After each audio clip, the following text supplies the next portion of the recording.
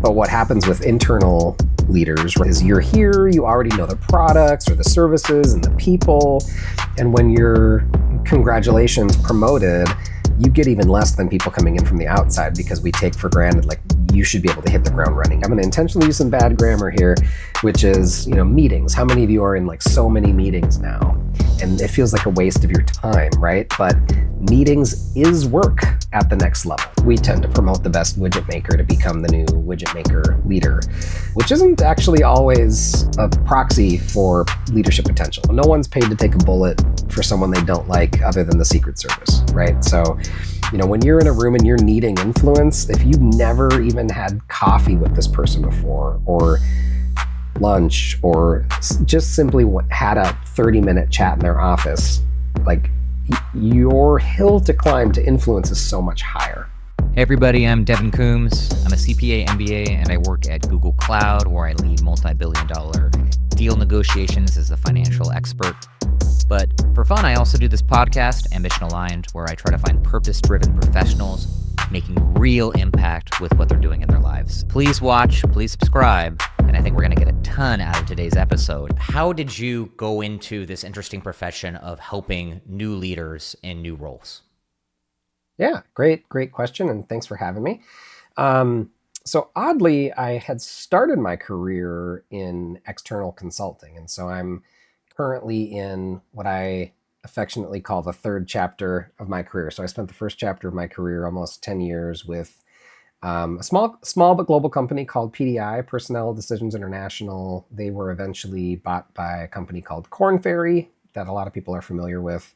So I spent almost the first 10 years of my career, I like to say, sort of dissecting leadership behavior. I was doing assessments for both selection and development, deep day-in-the-life simulation-based assessments where we would be playing roles, assessing behaviors, and across multiple leadership levels, and our clients would use those to help make certain hiring decisions or promotion decisions, or we would dovetail those into coaching if it was for development. Also did some workshop facilitation, high potential succession consulting when I was there.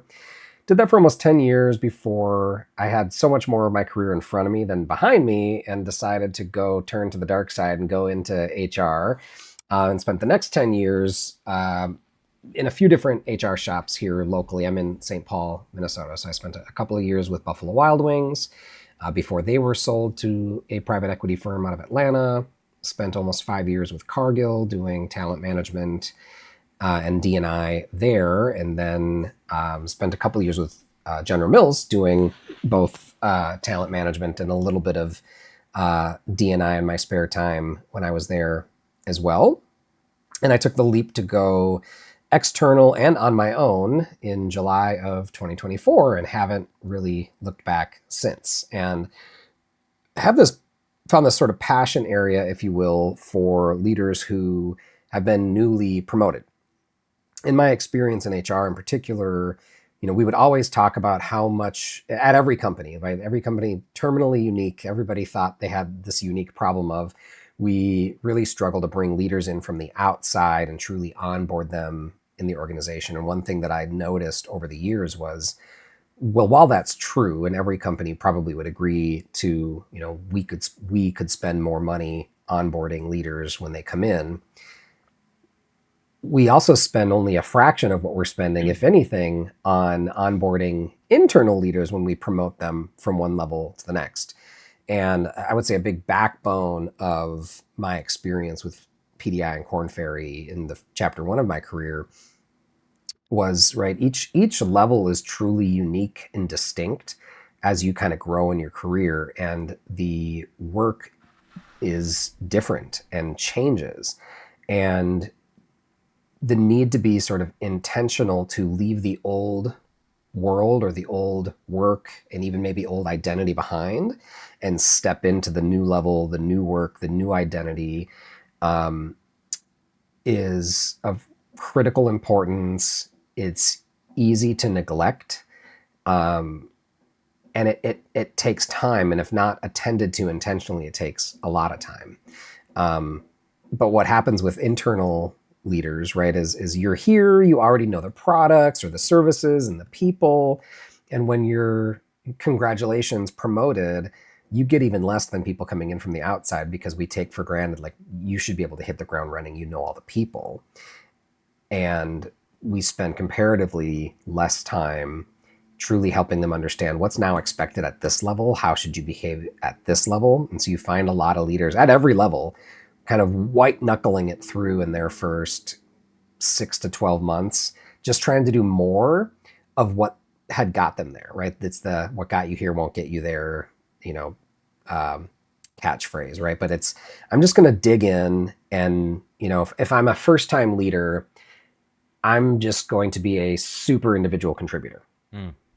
Right? I'm just going to dig in and white knuckle it. Or if I'm now managing managers, instead of kind of coming into the new identity of I manage 5 managers, it's I manage 5 teams, right? And so how do you truly step up into that level?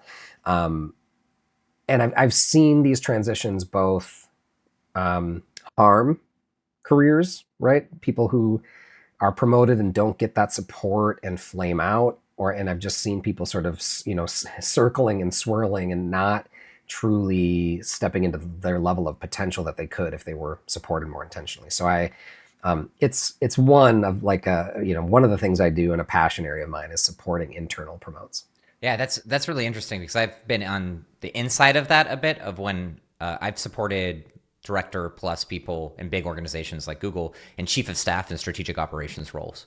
And Yeah, that's always the biggest complaint I get when I'm supporting those people is, hey, X, Y, and Z doesn't know how to delegate. They're burning out all of the people. We're getting dragged into all of these requests. We can solve it by ourselves. And why are they spending so much time doing all of this? And then the optics, yeah, they don't realize their optics of if they're sending an email at 7 a.m. and 7 p.m., it comes across, even if they're doing fine and measured, it comes across as frantic and it's stressing out the right. team. And there's all of these little things that really worked when you were maybe a Yeah. mid-manager or a staff. And now as a director, it's actually better to do nothing. It's better to be quieter and in the backgrounds and spending that time with the season's leaders. So I'd be Yeah. curious. It'd be really helpful for, I'm sure a lot of people on here are trying to take that next step to get promoted to a Mm-hmm. manager or manager to director. What would you recommend? What have you seen gone wrong, and what would Mm-hmm. you recommend instead? And how do you coach people through that? It's a great question. I would say it comes down to you know, a mindset shift, skill set shift, right? You know, anytime you're making, we talk about the transformation trilogy, right? Anytime you're making a big change, you could talk about moving from one apartment to another, or an apartment to a home, or moving from one home to another home, right? That there's always things that you have that will still serve you, right? It could be your dining table, right? Mm-hmm. Like my dining table, I'm moving from this, you know, this apartment to a home, but the dining room in the new home will fit this dining room table. That's great. My bed, I had a king size bed. However, in the room I need to move into in this home, it's not going to accommodate the king size bed, right? And then, oh, we actually have a whole second living room now. I've only ever had one. Now we need to acquire some new furniture over here, right? So there's always going to be things that you can keep, that worked for you, that you can continue to use and leverage. There's going to be things that you're going to need to acquire, right? Some new skills that you might need to acquire. I'm going to start bringing this back. How do we relate this back to leadership? But then there's going to be some things you need to let go of, right? You know, that king size bed I loved, it's not going to fit in this room. I'm going to have to get rid of it, right? And get one that fits here. So it's, you know, what are the things that made me successful that I need to keep?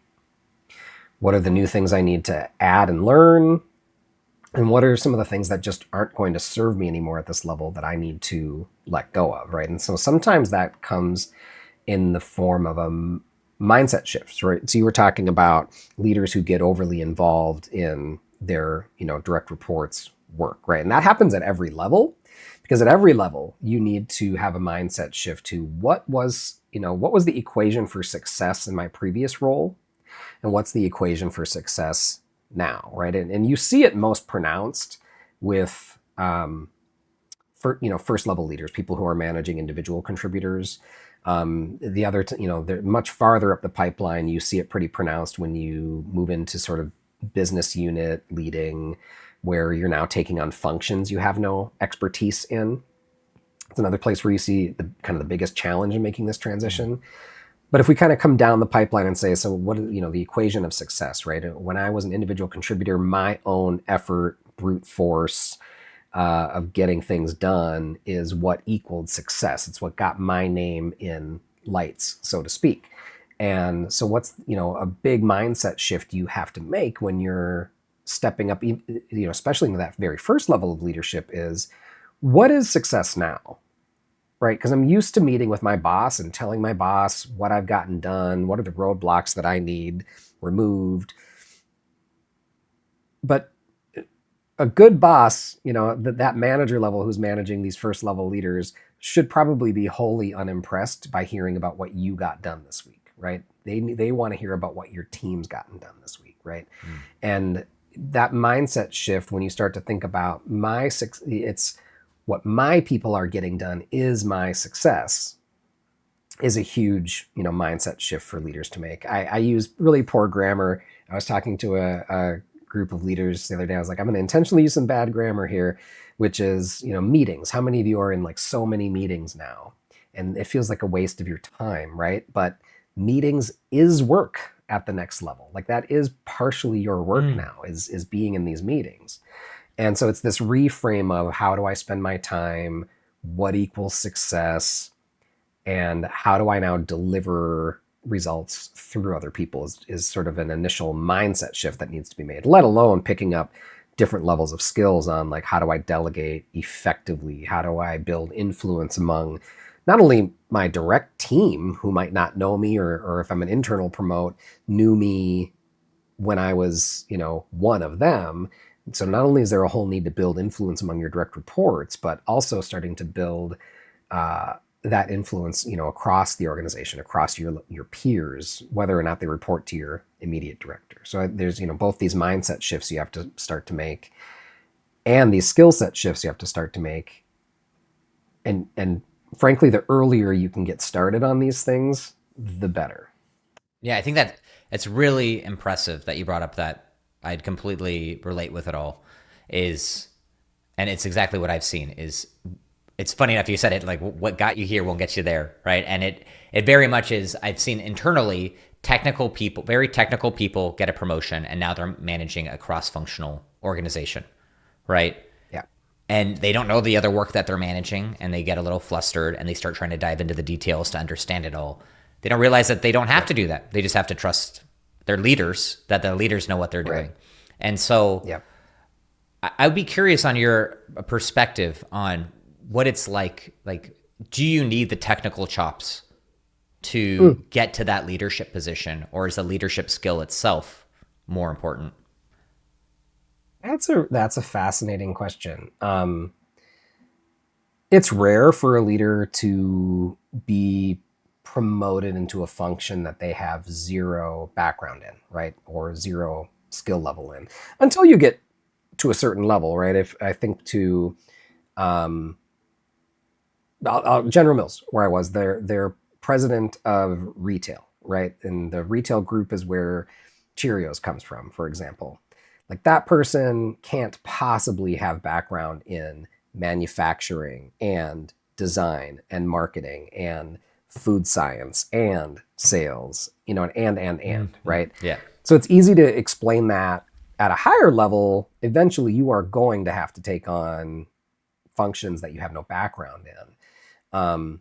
It's less common farther down the pipeline, right? That you would be promoted into a function that you have no background in, especially as a leader.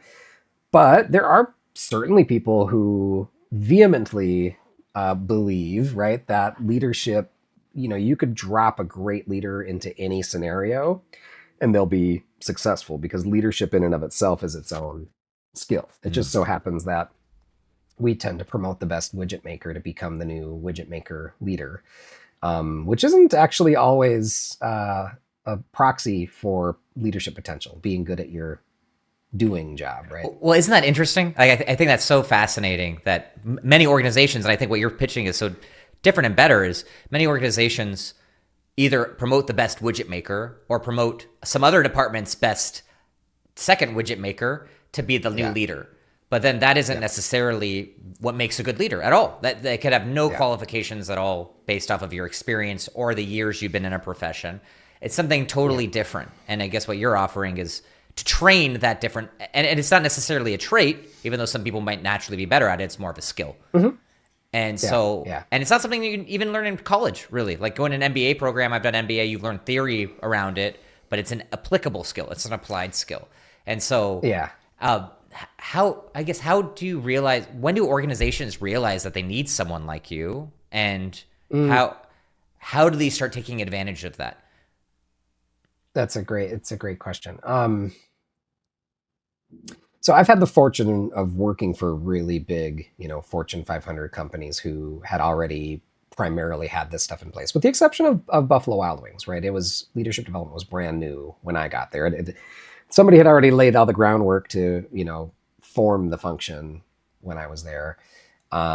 But people were really hungry for it, right? And I think what led a company like Buffalo Wild Wings, this would have been 2015, something like that, to really starting to think about, should we be more intentional about how we develop leaders, right? So they're a great case study, a great example of, if you think even down to the restaurant level, like who gets promoted to manage servers, right? Either the best server and or the most extroverted server, Yeah. right? Because extroverts stand out, and unfortunately, extroversion can be used as a proxy for leadership potential unintentionally. Um, so they looked at this and said, starting to see direct correlation to poor leadership, especially down at like a restaurant level, leading to high turnover, for example, and great engagement, right?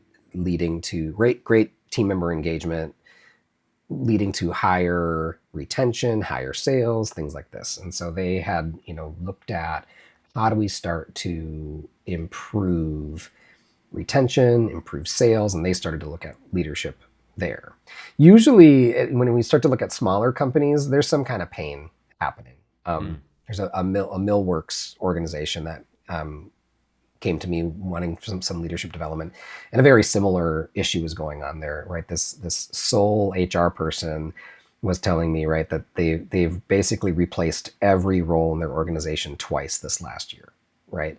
And so usually there's some kind of pain happening before someone wants to bring in either whether it's programmatic leadership development or even a coach, right? Something's going on that is causing other downstream problems.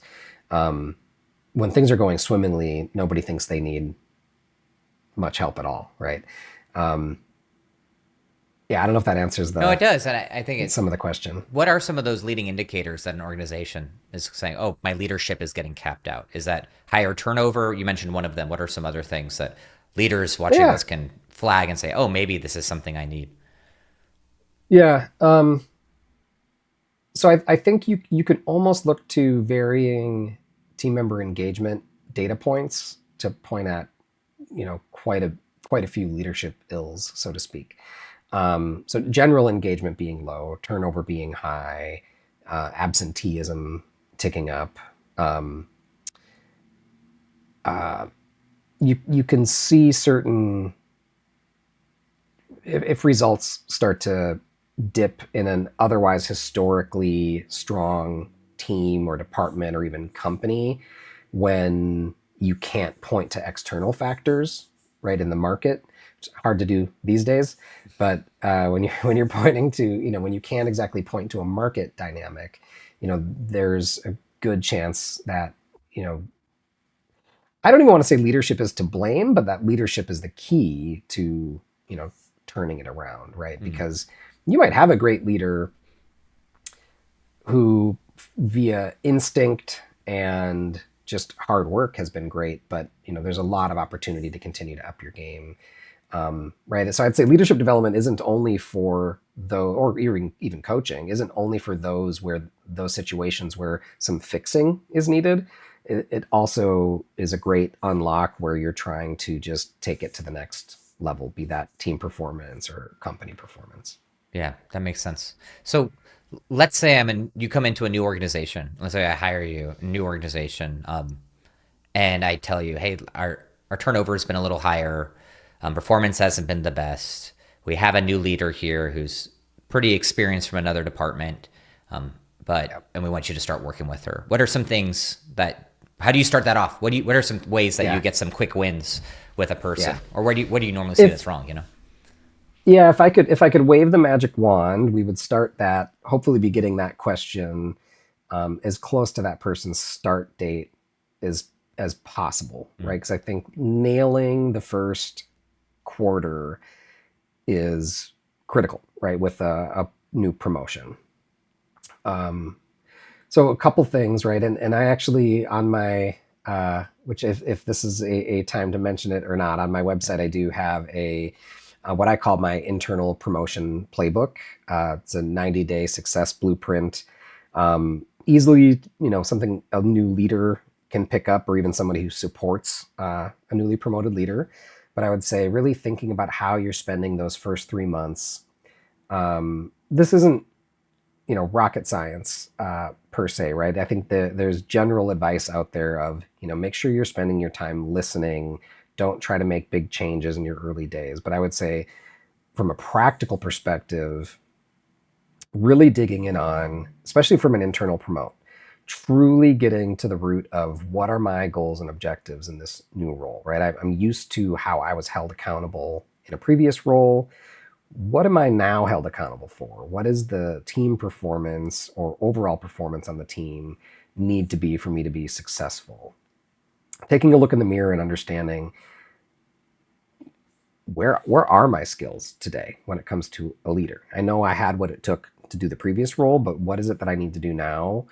And really taking a hard and honest look to understand your own development needs, as well as beginning, especially in that very first month, beginning to map out your stakeholders, who have the inputs that come into your team, where do the outputs of your team go, who are the people that are either going to be giving you the things you and your team need to do your work, or where is the work that your team is doing going next, because that's going to be a critical group to begin building some relationships with from a long-term influence perspective, but also making sure you're spending time with the team, just getting to know them, like in that very, very first month.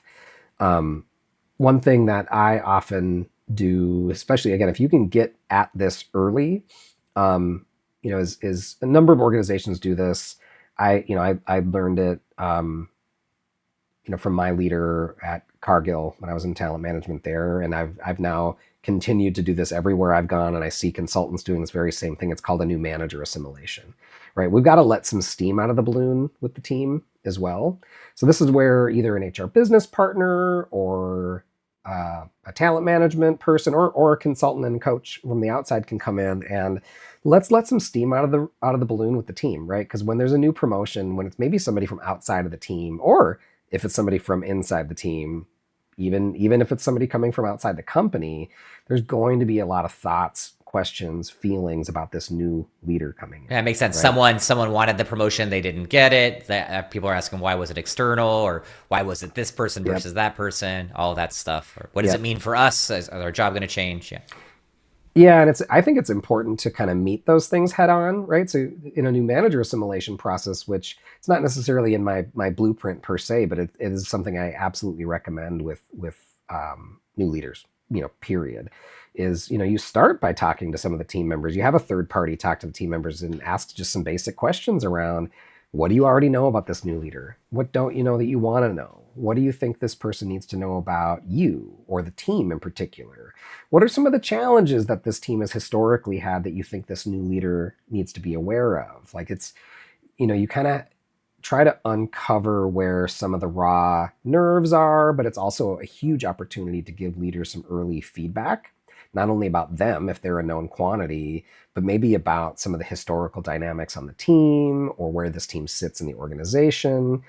Your HR person or your external consultant can then sit down with the leader and kind of go through this feedback and organize a maybe just a 2 hour meeting with the team, where you then are having the leader kind of lean in and say, all right, here's everything I heard from the team. Let me respond to some of the questions you have about me and tell you a bit more about me, what my expectations are. what I've heard are, some of the challenges on the team and what I can commit to today or what I can commit to investigating further. And it just sort of opens up, a better dialogue with a team. I will say when that is done, the chances for success, there's no guarantees in life, but the chances for success are always higher. Um, because I've seen enough of the situations where that's not done, and it's really hard to. I'll try to use a better metaphor than I might otherwise use, but it's like it's really hard to unbake a cake, That's right? good. And That's so good. when you're Yeah. when you're 6 months down the line, and you missed some of these critical early conversations even with the team, and even just setting some basic expectations on who's this new leader and what's their style. Yeah, it can make what's already a hard transition twice as hard. What's so interesting is I've been in enough organizations and reorganizations to know what you say is definitely right, but rarely happens, unfortunately. Right. Like it's so easy for a new leader to come in or reorganization to happen and there to be this top-down mandate. Here's your congratulations, here's your new leader. And then maybe some Yeah. informal conversations, but everyone just wonders what it means for or in limbo for a very long time. Hmm. And this sounds like the cure to it. I think you It's can knock it's out. it's Yeah. shocking. Yeah, Yeah, it it's blows my shocking mind. how Yeah. rare it is. Yeah, because it's what's the saying? It's a ounce of prevention is worth. I can't remember how the rest of the saying goes, right? But it's Yeah. like we worry about the time it'll take now to put the building blocks in place for the longer term, but the impacts of not doing these things farther down the line are even more costly. It's the same reason why the same basic rationale we used to use at PDI for selection assessments. It's like if you're hiring a, you know, 300, $500,000 a year VP, or upwards and upwards, the cost of making a poor mistake, a poor hiring decision, is astronomical, right? And the cost of an assessment on the front end, for example, is pennies on the dollar if you can avoid even one bad hiring, right? One hiring mistake. It's the same thing with an internal promotion. If you can put the work in on the front end, you can avoid so many headaches down the road. Yeah. I mean, it makes perfect sense. And I'm curious if you've had to face this. I'm sure you have. What do you do when you face leaders or you're training a leader and it's very clear they're worried more about optics than outcome? Mm, that is a great question. Um, so if somebody's worried about optics as opposed to outcomes, where you're primarily probably dealing with a major mindset challenge here. Um, they're worried about, at least in my experience, how do they look because of what's happening, right? Or how is performance on the team going to affect their reputation, right? And your reputation is inextricably linked with your team now, right? And so honestly, that's a hard thing to address with classic leadership development, Mm. right? That is where I think coaching can come in. And can you get there with that person's leader coaching them or an HR person coaching them? You probably could. But as with almost all leadership challenges, how are you balancing the day to day needs with also this acute need with this leader as well, right? So most leaders who would be trying to coach most higher level leaders who would be trying to coach this leader, or HR person who's trying to coach this leader, are going to have so many other day to day challenges that they're dealing with, where, especially in a case like you're describing, having an executive coach who can come in from the outside, who has no stake in your success per se, um, I think can be hugely beneficial, right? You're in a position to possibly be even more direct and candid in feedback with this person than their own people are, right? I was brought in um, to an organization to coach a leader who we were trying to unbake the cake, right? Mm. 6 months in, and here I am, probably giving this person feedback that they've never had in their career, right? And but being in a unique situation to say to this person, I don't know if anybody's ever told you this, but here's what I'm hearing in the feedback. What are your thoughts on that? Um, and sorry, the whole thing is coming back now, and it's throwing me off. Oh no, I'm sorry. That's a bummer. I don't know where That's all that's right. coming from. Yeah. Uh, I'm gonna try to persevere. Can you ask Wait, the let me question see. Does again? this fix it? If I do this? It's gone.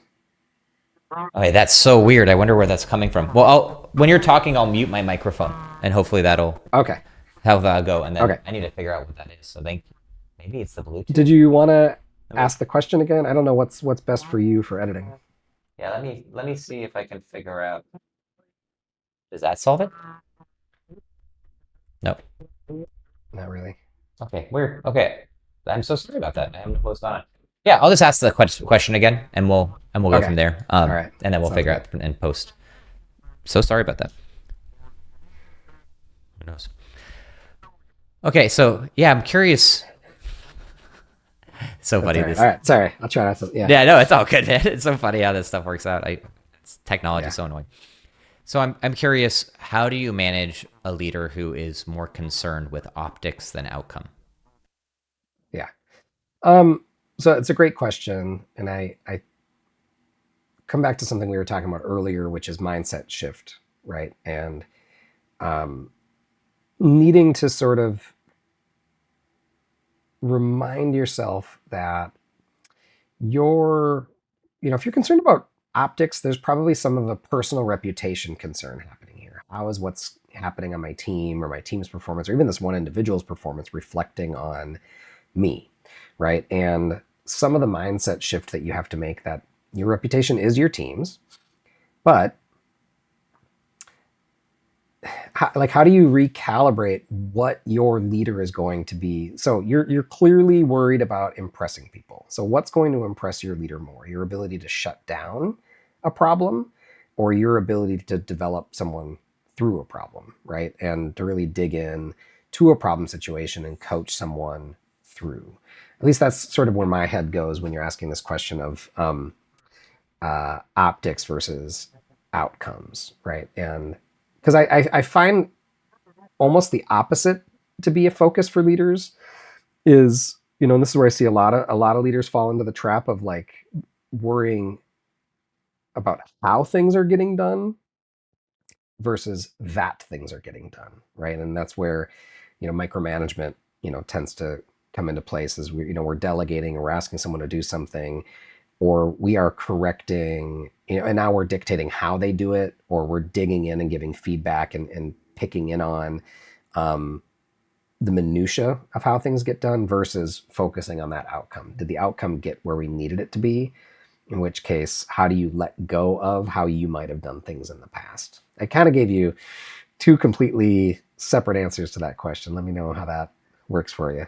No, no, that's great. I'm just curious if you have any specific example of someone that you've worked with, and maybe I give you a little more detail from my end, and hopefully Sure. that adds a little more context. But let's say you Yeah. have someone come in, and it's very obvious that they're looking out for the way to get to their next promotion, right? Like Mm, that's their primary concern. It's not necessarily managing the team, and they're right. okay to throw their own team under the bus or even Yeah. other leaders in the same organization under the bus in order to advance their own objectives. And I say this because I think it's more common than most people care to admit, Yeah. and I'm Yeah. just curious how you manage it as an external professional, because it's obvious when people do it, but it can be really Right. challenging for the leader's leader, the leader's boss, to be able to detect it because they're so busy, right? Mm, yes.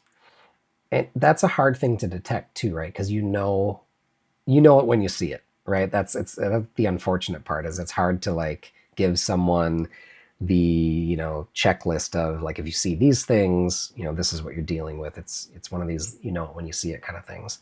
Um, yeah, it's a real challenge, and to your point, way more common than anyone would want to admit.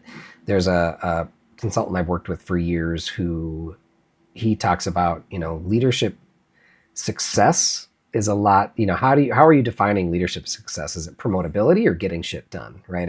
Excuse my French. Like, is it the results or is it promotability? Because there's a lot of ways to promotability that have nothing to do with actually getting anything done and producing any level of results, right? Um, Now, the question is, can you help someone like that? And it comes down to, I think my favorite joke, and I think it comes originally from therapy, but I've heard it applied in, the coaching sense, which is like, how many coaches does it take to change a leader? Well, it's just one, but the leader really needs to want to change. So part of it comes down to, does the leader themselves see the need for change? And sometimes the coaching can be a part of the process to get that person there. Always better if they're already there, that's for sure. Um, I mean, I'm up for a good challenge either way, and I've found both from just a personal, why I got into this perspective, both are equally satisfying.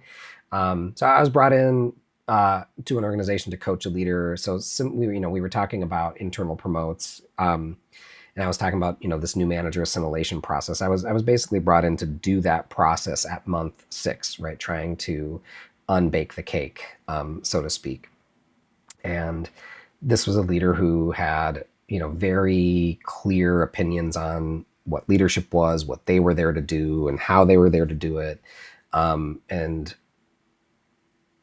I would say that the process in and of itself helped highlight to them some of the impact that they were having too, right, on others. So sometimes it's some really clear feedback on how what you're doing is impacting the system, impacting others. I would say it while it's super common for leaders to be in it for themselves, or at least a certain slice of leaders to be in it for themselves, most people don't wake up wanting to make other people's lives miserable.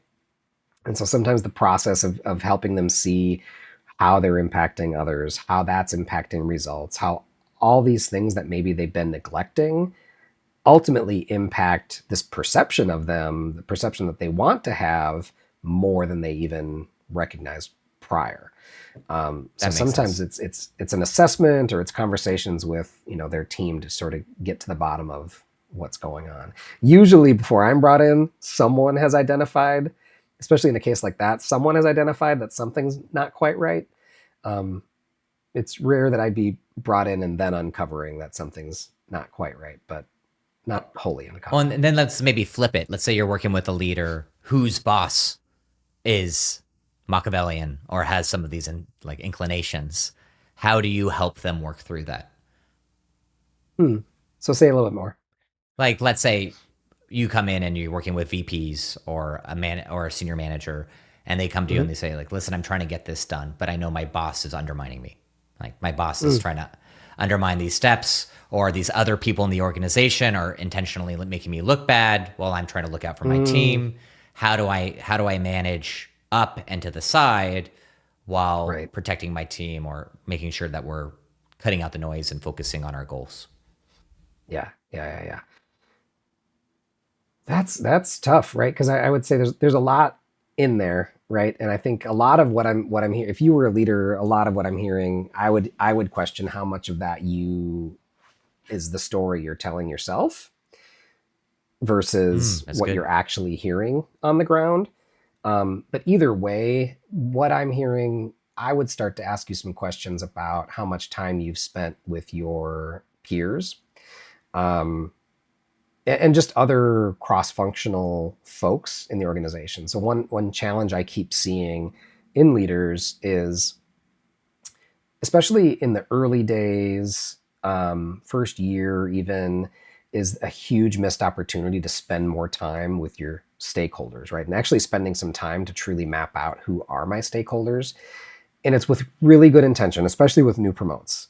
You're so focused on hitting the ground running, getting things done, making sure your team's getting things done, that the idea of having coffee with your um, marketing partner feels like a waste of time, right? It's you don't see the immediate results of spending time with those peers as you do with how you're spending your time with your direct reports, right? You see that, the impact of that day in, day out. where time with your stakeholders, you need to think of that in a much more long term. Think of it like investing in your 401k or your IRA, right? It's invest early and often, in order to, so that when you need it, right, when you now need to have influence, you have sort of unintentionally or intentionally built it over time before you needed it, right? You've dug your well before you were thirsty, so to speak. Um, so I was even in some coaching conversations with a few different leaders at, at different levels, different organizations, different functions, but the same kind of issue where, they're getting feedback on, this person, they need to spend, with a 360, like they need to spend more time with their internal customers, and their peers. And I swear each one kind of had the same thing to say, which was like, I've been here a long time. I've spent a lot of time with those peers in the past. I know exactly what they're going to want or what they're going to say or what they're going to tell me. And part of the conversation is,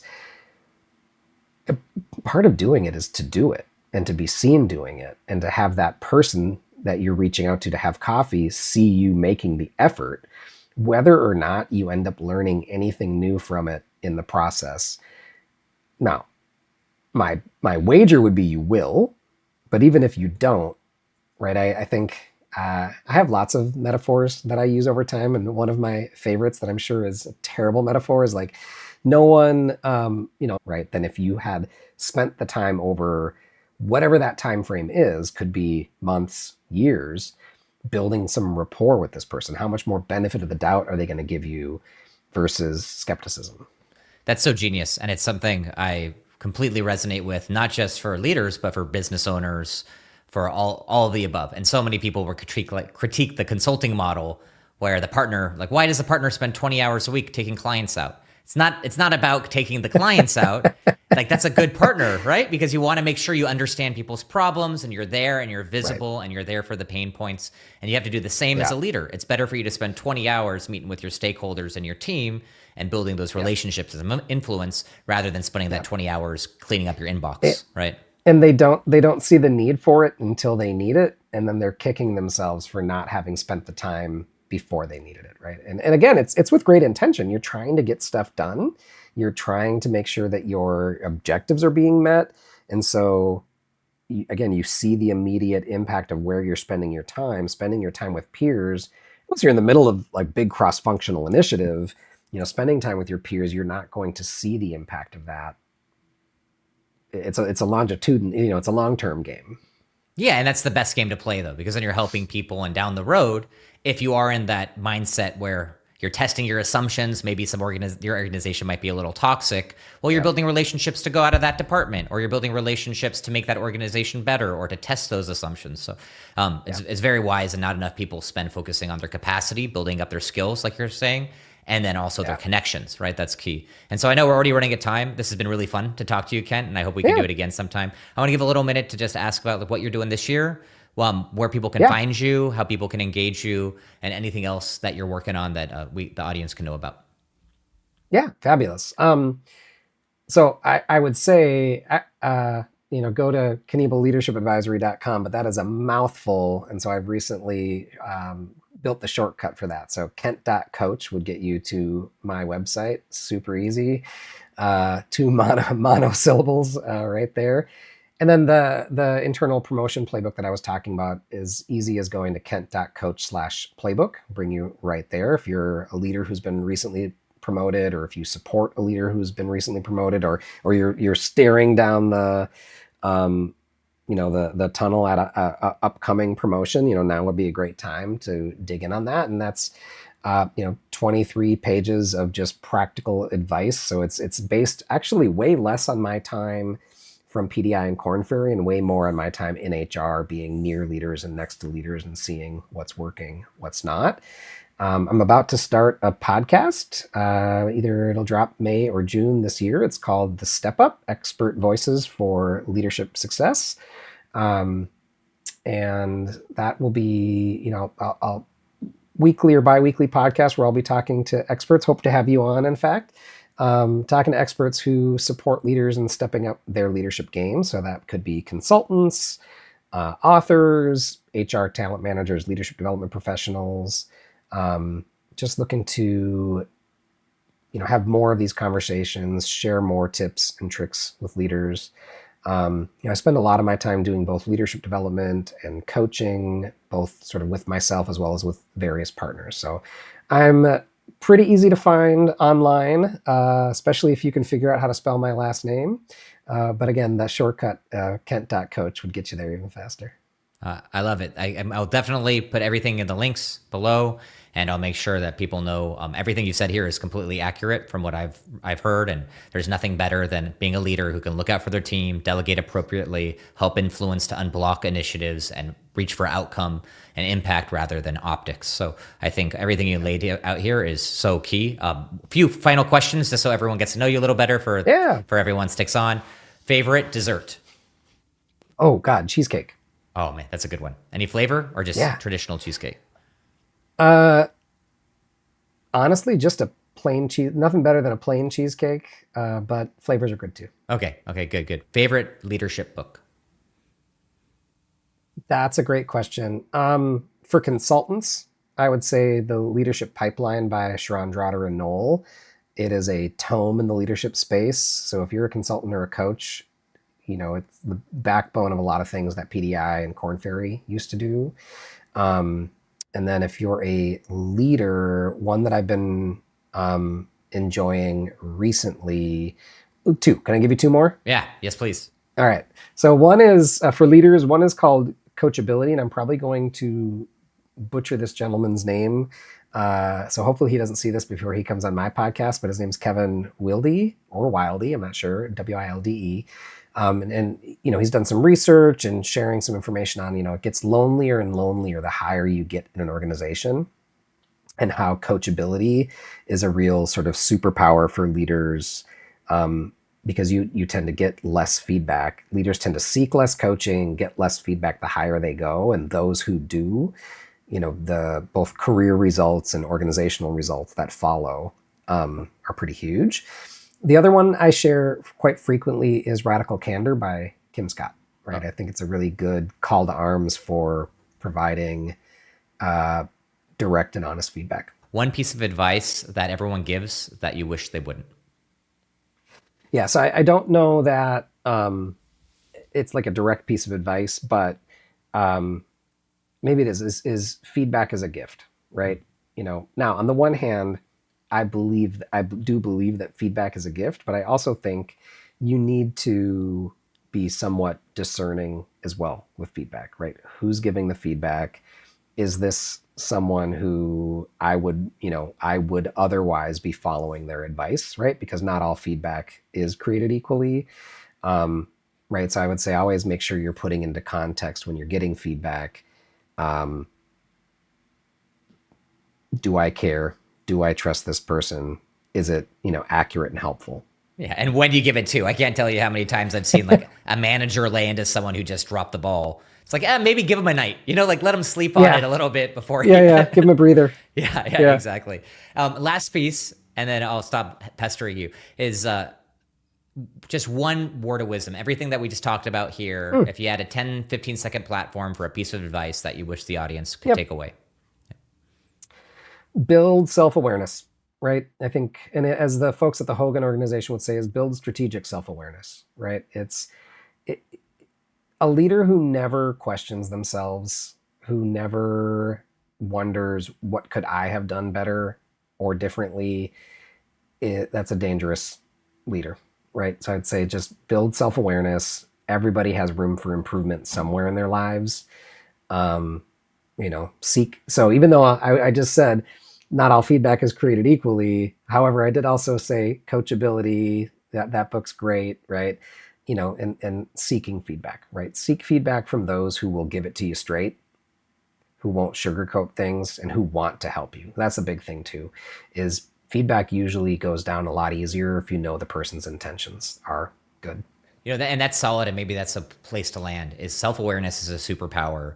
But if you're going to value feedback is a gift. But just like most gifts, it's best if you want the gift. So if you want feedback, it's great to ask for it, great to be self-aware, but don't give out gifts that people don't want. If they're not looking for the feedback, it's probably best not to land it on them, especially if they're your Yeah. boss. Yeah. So Well, and if self-awareness is a strength, it can easily become an overused strength as well. So you also need to know at what point do you just have to trust yourself and move forward, because constantly questioning yourself is a recipe for disaster as well.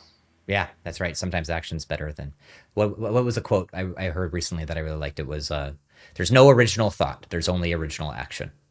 So Ooh, I like that. yeah, so don't get hung up on the thought. Nice. Well, thank you, Ken. Yeah. This was really awesome. I think Yeah. everyone's going to get a lot of Thank value you. of it. And yeah, I'll catch you Awesome. next time.